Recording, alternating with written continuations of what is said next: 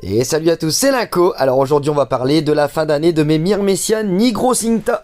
Alors fin d'année 2021, l'année où je les ai reçus, j'avais terminé avec une seule ouvrière. Et ouais, généralement on les reçoit en fin d'année, donc on a passé la diapose avec une seule petite ouvrière, avec Madame Lagine. Fin d'année d'après, j'avais augmenté la DC, on était parti dans ce grand setup et on était déjà arrivé fin d'année dernière à 20 ouvrières, donc une très belle réussite pour cette espèce de malade. Et ouais, les Australiennes ça dépote.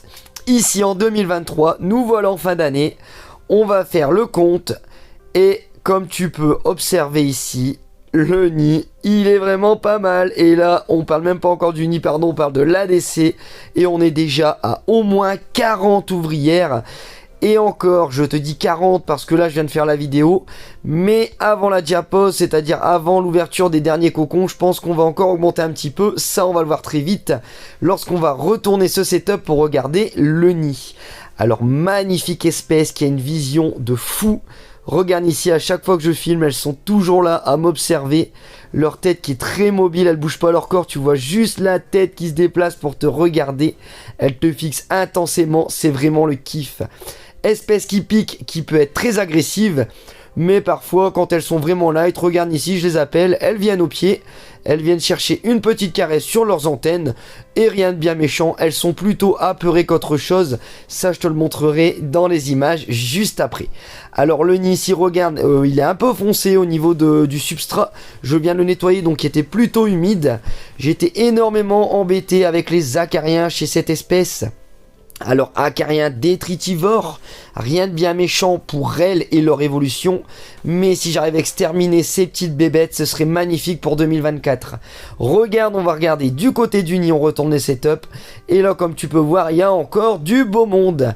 Alors là, il y a Madame Lagine qui est en bas, c'est la plus grande, on zoomera un petit peu sur elle après. Au niveau de la cavité ici, on est au niveau des grosses larves, donc il m'en reste on va dire 7 ou 8. Et c'est au niveau des cocons qu'il y a vraiment quelque chose à dire. Regarde là, c'est ce que je te disais.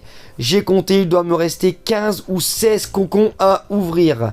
Donc forcément, fin d'année, généralement, si tu calcules bien, on sera à 50 ouvrières plutôt que les 40 actuellement. Mais bon, je ne m'avance pas, on ne sait jamais. On va rester avec le total de 40 ouvrières pour ce début de diapose. Et j'en suis vraiment très content et très fier. Une magnifique espèce.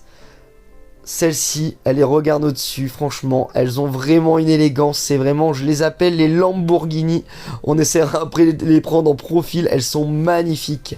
Madame Lagine qui est là, qui est bien plus grande que les autres, hein, un bon petit 2 cm on va dire, et les ouvrières sont vraiment pas mal aussi, hein. Donc comme je disais, assez agressives, elles sont dotées d'un aiguillon.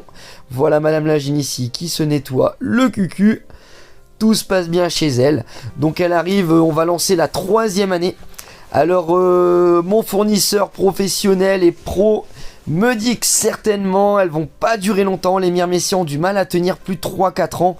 Problème de diapose, de setup, de diapose inversée, on va voir. En tout cas, j'espère qu'on va faire exploser le compteur, qu'on va passer les 3-4 ans facile. Comme tu as pu voir, j'ai 3 petits œufs qui se portent bien. Mais bon, comme là je nourris très peu et les températures descendent, je suis autour des 22 degrés. La baisse des pontes se fait normalement, hein. On est en petite diapose tempérée. Ici les cocons, comme tu peux voir, regarde à travers les cocons, on arrive à voir les 2 gros yeux de l'ouvrière qui va naître. Et comme tu peux observer aussi, les cocons ont l'air vraiment très gros par rapport à cette petite ouvrière. Donc j'espère avoir une prochaine génération qui va exploser en taille et qui sera beaucoup plus nerveuse et agressive envers ses blattes. Alors ici les larves, pareil, elles sont très mobiles. Elles ont vraiment énormément de punch dès qu'elles ramènent des blattes. Ou là par exemple j'avais mis une araignée à longue patte. Les larves, on les voit vraiment grignoter leur proie, c'est vraiment génial. Ça, c'est vraiment une agressivité dès l'état larvaire au niveau de cette espèce. Alors, sinon, très peu d'humidité chez elle. Une bonne chaleur l'été, hein, on est autour des 26-28 degrés. On aurait pu faire plus, donner encore plus de nourriture pour qu'elles explosent. Mais comme tu le sais, c'est pas ma philosophie. Moi, je nourris petit à petit. J'ai pas envie de gaver en protéines. Mais en tout cas, ça se porte bien. Les larves, elles sont là, hein, bien dodues, tout se porte bien, franchement, c'est vraiment la grosse classe. Je suis vraiment en extase devant cette espèce de piqueuse. Alors pourquoi pas en prendre d'autres, parce que c'est pas ma mentalité. Je préfère prendre une espèce de chaque. Des piqueuses, j'en ai une, c'est vraiment pas mal. Regarde ici, quand je te parlais de leur sveltitude, c'est vraiment des Lamborghini. Elles sont vraiment aérodynamiques. Dès qu'elles ont envie de chasser ou qu'elles sont apeurées, elles se mettent avec les pattes recroquevillées à ras du sol. Elles sont magnifiques. Et regarde-moi ces yeux, c'est vraiment énorme. Alors agressivité, regarde ici, elle est vraiment plutôt sur la défense par exemple. Là, quand je viens les titiller avec un petit coton-tige, elles sont pas du genre à te sauter dessus, à t'exploser.